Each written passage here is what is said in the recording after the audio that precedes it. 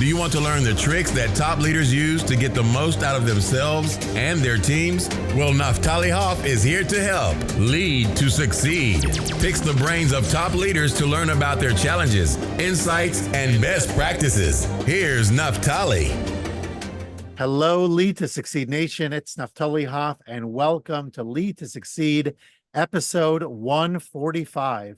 Today, I have the pleasure of speaking with Yasmin Davidds. Dr. Yasmin Davidds has empowered a generation of women leaders, from senior judges to tribal leaders, from unionized prison guards to accountants, and from public officials to diplomatic trainees. She has received recognition and acclaim for her work with women from the U.S. Congress, the California State Senate, and the California State Assembly. She has been named one of the most influential Latinas by Hispanic magazine and the Book of Latina Women. Her book, Graciously Assertive, How Becoming a Better Human Makes You a Better Leader, was just released. So get your hands on that. Yasmin, glad to have you on the show today. Thank you so much for having me. My pleasure. Okay, so I shared a lot, but I definitely want to hear your version of the story. Why don't you tell us more about yourself and how you got here? Absolutely. So my mission and purpose to empower women actually started at the age of 5 years old. I grew up in a very dysfunctional family where my father was very abusive to my mother, immigrant from Ecuador, my father, and my mom didn't speak any English, second grade education. And at the age of 5, I knew something was wrong. I knew that it wasn't right what we were enduring. And I told my mom, Mommy, in Spanish, I asked her, why is it that we can't ask daddy any questions without being slapped or without, we weren't allowed to question him. And she said, Mija, this is just the way things are. We kind of have to stay. And I said, oh no, Mommy, when I grow up, I'm going to change the world and make it better for women.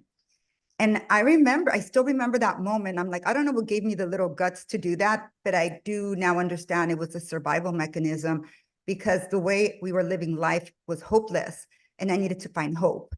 And the only way to find hope was to recreate in my mind and believe that I could do something different, that I could provide a better future for myself and children and mothers in our situations. And so I literally at that moment in my mind missioned myself to start helping little girls on the playground when there was bullies and, run for president of my school and all those elements that would put me in positions to be able to make a change. And that went out, and for the rest of my life. And when I graduated from college and I wrote my first book, Empowering Latinas, Breaking Boundaries, Freeing Lives. And actually, this is my 5th book that's coming out, or that just came out.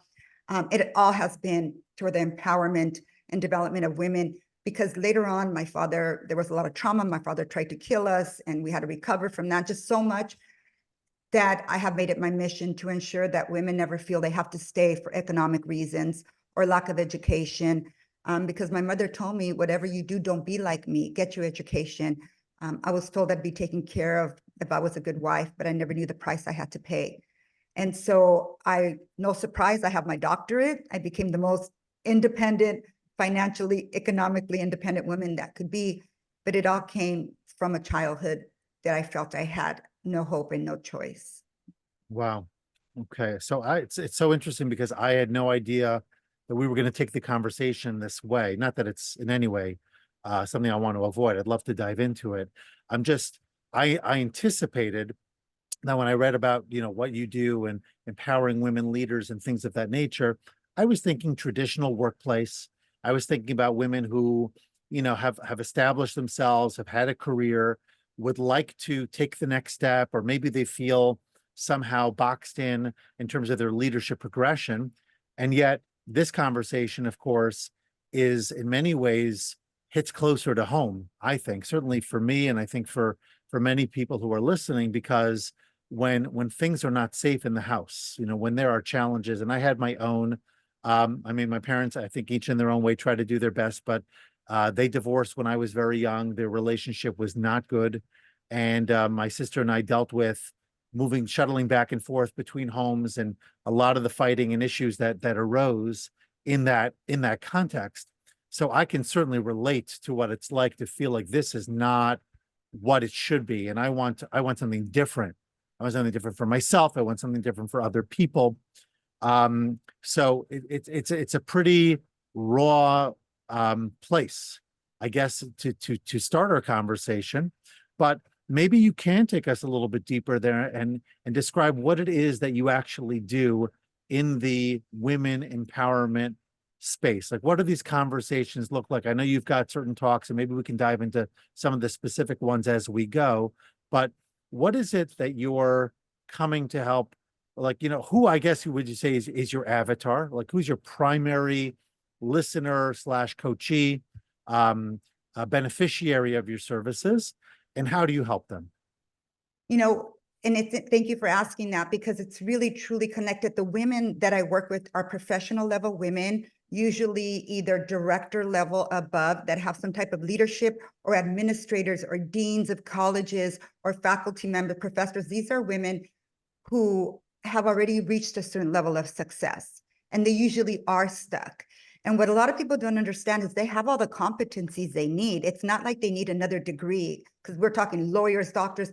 It's that they feel stuck, and what a lot of them don't understand, that it's their life story, it's maybe trauma, whatever it is that they went through growing up, that's now holding them back to their next level. And unless they go through, something, which is I have many different programs. One of them is called the Multicultural Women Executive Leadership Program. And they come here and we talk about what is called crucibles, which is what you go through as a child that really kind of carves out how you see yourself in the world, and decisions you make as children that no longer serve you as adults, but you made them as a survival mechanism when you were a child that now get in your way. Maybe cultural traits that you learned that no longer serve you. So we examine these in community of safe spaces, and we have very, let's say, principles that we live by and we run the institute by. And these women share, and there's a lot of healing going on. But see, what people don't understand is that you can't pour into a full cup. When you have all the competencies you need and you're trying to go to the next level and you can't, it's because you need to get rid of something that's no longer serving you, so you can fill your cup with something that does. And so that's what we do in our programs. It's part healing, it's part community, support, validation, and a lot of love. And I know it sounds awkward for people, but there is a lot of love and no judgment in what we do. Yeah. I mean, I would love to hear an example or two of what that looks like in a practical way. But before I do, when people talk about leaders, so I think there's certain stereotypes. It's interesting because yesterday I spoke to a few hundred fellows at one of the local large universities in one of their specific schools that they're already in the workplace. They're working for large pharmaceutical companies. They're beginning their process of expanding into leadership roles, and based off of my book, Becoming the New Boss, I talked about the principles of what new leaders need to know. But oftentimes there's this stereotype of, like, I guess on the male side you might call it the alpha male, but I guess it's equivalent on the female side as well. Somebody who is a hard driver, motivated, pushes, maybe a bit more rough around the edges sometimes, because they're all about moving themselves and other people forward, and usually that's not the more genteel, dainty type of approach. It's like trying to brawl in the rough and tumble, so to speak, of corporate life or large organizations or things of that nature. And yet you're providing a space for people who, number one, went through trauma, number two, in general, maybe are not feeling that their leadership journey was everything that it was made out to be. And now you're providing a place for them to really touch deeply on an emotional level, and on just a sense of, I guess you'd call it wholeness, or more sense of a completeness. So maybe you could talk us through that a little bit, because oftentimes when people say, well, I want to be a leader, which is what this podcast is really all about, who are the leaders and how are they succeeding? What are their challenges? If I want to be a leader, what do I have to be thinking about? So they may not necessarily see this piece of it, but I think it's an important part to talk about. Absolutely. And, we have, and there's so many stories. And actually the book that just came out is full of at least 20 to 30 stories of these women's transformations, because I don't believe I do leadership. I believe I do transformational leadership, which is completely shifting your identity to a whole new level of who you never even knew that you can become. And a perfect example is a woman leader who was leading her department in a leading artificial intelligence company, one of the leading in the world. And she was what people considered her hard, right? Meaning like she got where she got, she was successful, but she was now stuck because she struggled building relationships. She was all about the business. She's like, I don't care what you did on the weekend. I don't care to know what you're going to do on vacation. I just need you to get your work done, right? Just very more transactional. And the truth is that when you're leading a team, people want to know you care about them. Oh, and yeah. and she didn't make, although she did care, she didn't make her team feel, or her department feel, that she cared about them. So she was not getting good reviews and she felt stuck. And what had happened is that as a child, she had gone through trauma where she completely shut herself down, where she stopped trusting people. And she became which she said, a very alone journey. She felt alone most of her life because she didn't let people in. And now that had gotten her far because she was the doer and she accomplished, but now she had to let people in. She had to care about them and be open with them the way they needed to feel cared for. And she struggled to do that. She's like, I don't know how to do that. So we had to go back to what caused her to shut down and basically tell her it was not your fault. You survived as a child, you thrived. Thank yourself for surviving and thriving there, but it no longer serves you. And in a space with community, and that's the power, is when people around you hold space for you and see your pain and are able to validate it was not your fault. You are okay now. You have survived it. You can let go of that. It completely transforms you instantly at that moment, because you feel validated, seen, and you understand that it's hurting you and no longer serving you. And it opens a part of you to become more empathetic with yourself and more empathetic with others. And then the women hear each other's stories. These are all top level successful leaders already, and they feel intimidated of each other when they come into this space. And then they start hearing everybody's crucible, which is their trauma, what they went through, and they start feeling, oh my gosh, it's not just me, I'm not alone. And they start building empathy. So it's a process that takes them to a different level, to self-forgive, to validate that what they went through was not their fault, and to understand that now it's time to heal and move forward. And it completely shifts their identity of who they can become. And they start just flourishing and empathy, and they want to get to know their team now. It releases something in them. Yeah. Yeah. You hit on a number of important things. It's so interesting because yesterday, as I was having this conversation with this audience, I shared with them that I know practically nothing of what they do. And they probably know a little bit more about what I did because my background is in education. So everybody went to school at some point. So they know what teachers do and they know what principals do. But I said, what's connecting us here and what you really want to start to focus on in your leadership role is less about the technical skill. Obviously, you need to know what your industry does, what you need to do. But for the most part, if you are a leader who is empowering others, who's learned to delegate, who's willing to let go and share responsibility and authority, very often you could know less than the people who are doing the day-to-day work, because your responsibility is less about getting the work done and more about ensuring that you create an environment where the work can happen and people can feel supported and validated. So that was one point I wanted to I guess emphasize. And then this other piece is also important, as I think society has done a really bad job in selling success. And so oftentimes success is presented as material success first and foremost, as achieved typically through a high level executive position or something like that, meaning to say, rise through the ranks, increase your earnings, increase your opportunities, etc. And there you will find joy, there you will find satisfaction. And I'm not suggesting that you can't get a lot of satisfaction and joy out of rising through and achieving a lot and being recognized and all of that, but you still have to have somewhere to turn for your emotional needs, for your supportive needs. And obviously you're providing that with your group, but that's more, I don't know if it's a one-off or not. The point is that whether it's building a family or just creating a community where you have that feeling like I'm not alone on this. And yes, you could have it to a degree at work, but usually you're going to have it outside of work where you're not involved with these kinds of people on a day-to-day basis.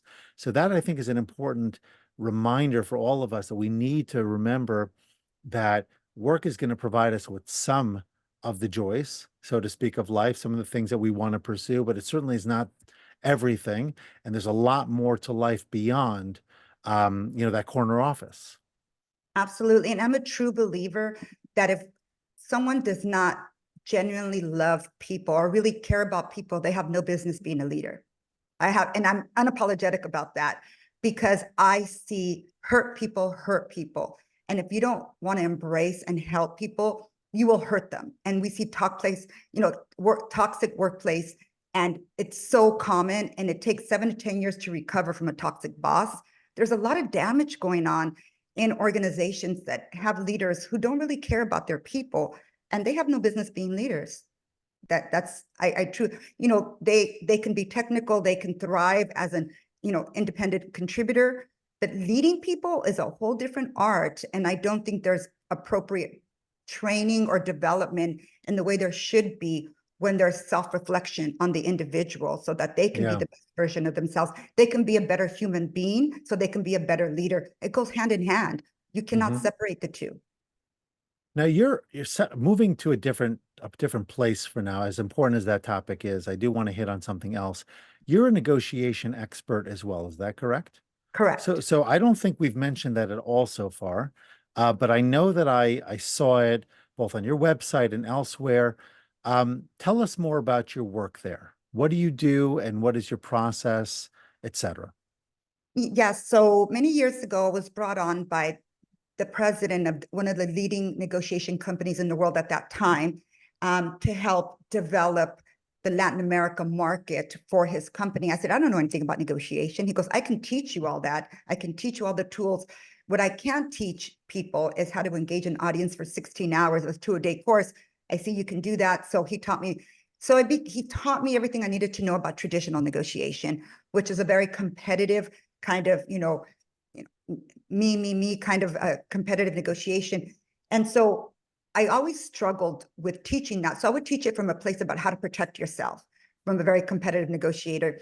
And I realized as I did that in the very traditional tactics, that 70% of the women that we taught these tactics to were not using them because they felt it wasn't part of their identity, who they were more collaborative.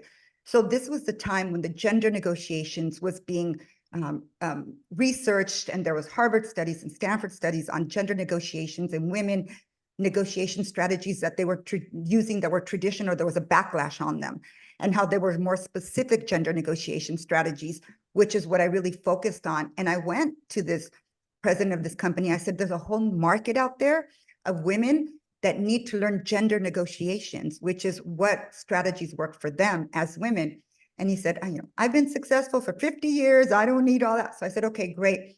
Ended that contract and then launched a Women's Institute of Negotiation. And my 4th book was focused on that. And it truly is about a both win approach. I believe that you can't win unless the other person feels they win too, if you want to establish relationship with them. Because anybody who feels they've been taken in a negotiation does not want to have a relationship with you for future business. And very few negotiations now are one-time transaction. Everything's based on relationships. So you have to build a both win, and you do that by creating what we call additional value. And that is, what resources do you have that I may need? What resources and finding ways to add value where it didn't previously exist. And that way, both feel that they win. There's a whole process through that, but it really is about building relationships and helping each other win. And I do feel it's possible. The only time it's not possible is when the other side wants to win and you lose. Then you can't build trust, and it's a one way, right? Then you need to learn the competitive tactics of how to protect yourself and make sure you don't get taken advantage of. But I'm not one to teach how to take advantage of the other side. That's just not what I teach.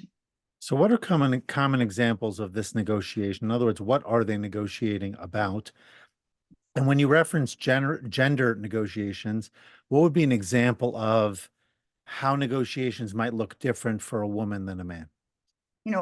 Research shows that when a woman uses traditional negotiation tactics, for example, they ask for what they want directly, in a place where, let's say, a man asks for what he wants directly. With women, there is expectations that usually when they ask for something, it's for their team, it's for the communal language it's used in order for them to usually get what they want. When they ask directly, at times there's a backlash. She's too difficult to work with. She's bitch, whatever you want to call it. So there's something called impression management. And that is, it's important for a woman to manage the impression she makes in order to get what she wants. I'm not saying that it's right or it's fair, meaning that she should be able to just ask for things directly. But research shows that when women do that they usually get a no, because they come off, once again, as selfish or whatever it may be. So we teach how to establish communal language, how to use we instead of I, how to use to be able to position yourself in ways where they feel that they can work with you better. And once again, a lot of women don't like this because they say, it's not fair. And I'm like, you know what? Life isn't fair. You have to make a choice. What do you want the outcome to be? And then how do you reverse engineer to get what it is that you want? Or you can continue doing what you're doing and getting what you're getting, right? So when they take this approach of what we call impression management, which is tone, your tone cannot sound demanding. It cannot sound like I deserve this. And your communal language, you ask from a place of we. And then it's impression management is tone, framing, how you frame your ask, right? You give more of an explanation versus I deserve this. Women tend to get more of what they want versus a man doesn't necessarily have to do that. And this is not just me saying it. This is Harvard research based over and over and over. When they put men and women, there was one research in particular where they put a man actor and a woman actor, and they gave them the same script, and they had to go in there and ask for a raise. And they had audience watch the video footage of it. And 80% of the audience said, give it to the man, don't give it to the woman. She's difficult to work with. And it was the same words. So I wonder, because one of your talks, it's actually the one that caught my attention, speak the intellectual and emotional language of the other party. Is this what you were referring to, or is that different? Absolutely. That's exactly what I'm referring to. And this is part of what graciously assertive is about. You can self-advocate. That's the assertive part. The gracious part is empathy, understanding their needs, understanding, active listening to them, understanding they have pressures, understanding that when you go and ask for something, you better make sure they feel appreciated before you ask for what you want, because they need to be open. So it all falls under be emotionally intelligent about your audience, whether it's one person or an entire room. They have needs too. It's not just about you. Now, when you're going into, well, let's see over here. When you're speaking, I'm just curious, what differences do you find when you're talking to, for example, senior judges versus tribal leaders? Meaning to say, they may be each leaders in their respective domain, but from an educational standpoint, one would think that one group is far ahead of the other.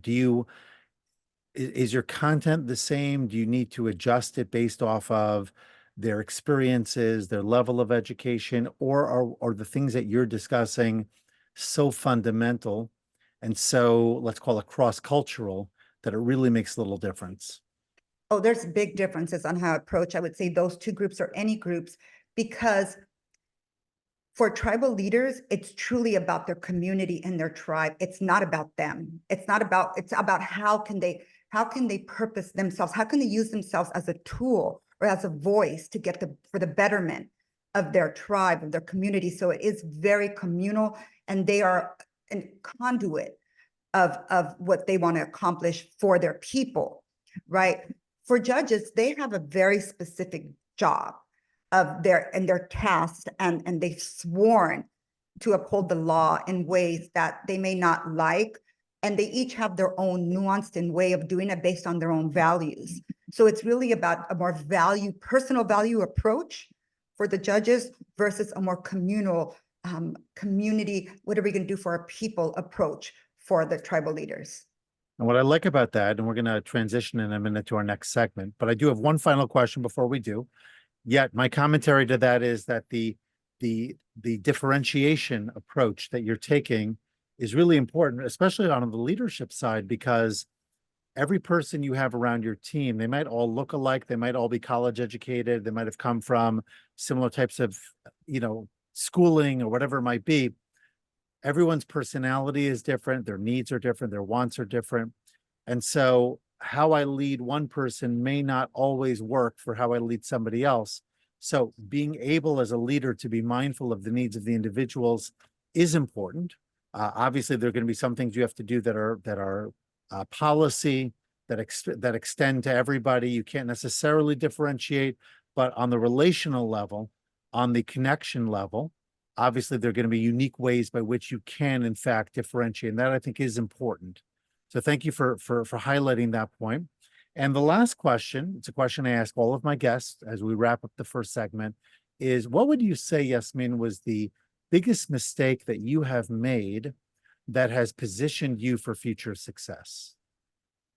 Well, I don't believe in mistakes. I believe in learning opportunities. And most people think like, yeah, that, people, they don't understand that. For me, who I am today is a result of everything I have been through in my life, which people would consider mistakes.